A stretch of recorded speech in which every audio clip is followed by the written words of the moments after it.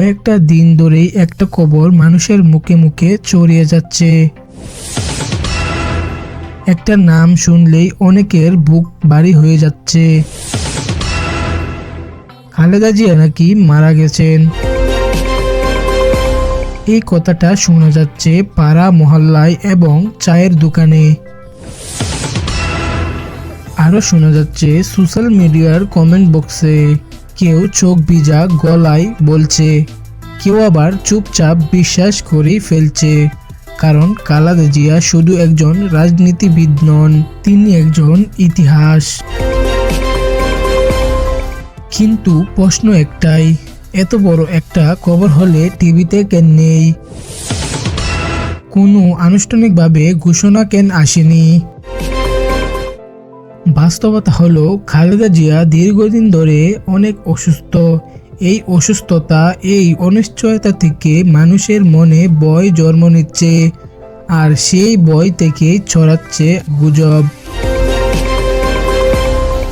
আরও শোনা যাচ্ছে খালেদা জিয়া নাকি বিদেশের বাইরে চলে গেছেন। কিন্তু এখানেও সত্যটা পরিষ্কার, এই বিষয়ে কোনো নিশ্চিত তথ্য নেই। এখন প্রশ্ন আসে, তারেক রহমান কোথায় আছেন? বিএনপির ভারপ্রাপ্ত চেয়ারম্যান তারেক রহমান বর্তমানে যুক্তরাজ্যের লন্ডনে অবস্থান করছেন। তিনি চিকিৎসা ও আইনি কারণে দীর্ঘদিন ধরেই সেখানেই আছেন। এটা কোনো গোপন বিষয় না, এটা সবার জানা তথ্য।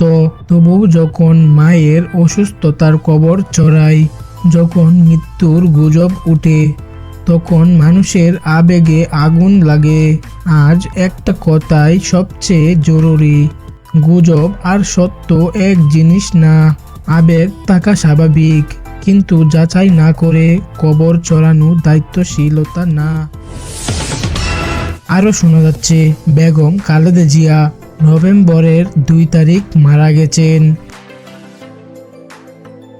প্রায় 15-16 দিন হয়ে গেছে, কিন্তু এখনো সামাজিক মাধ্যমে ছড়ানো হয় নাই।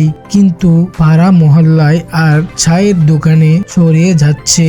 একজন মানুষ জীবিত থাকতে তাকে নিয়ে মৃত্যুর খবর ছড়ানো কষ্টদায়ক, অমানবিক।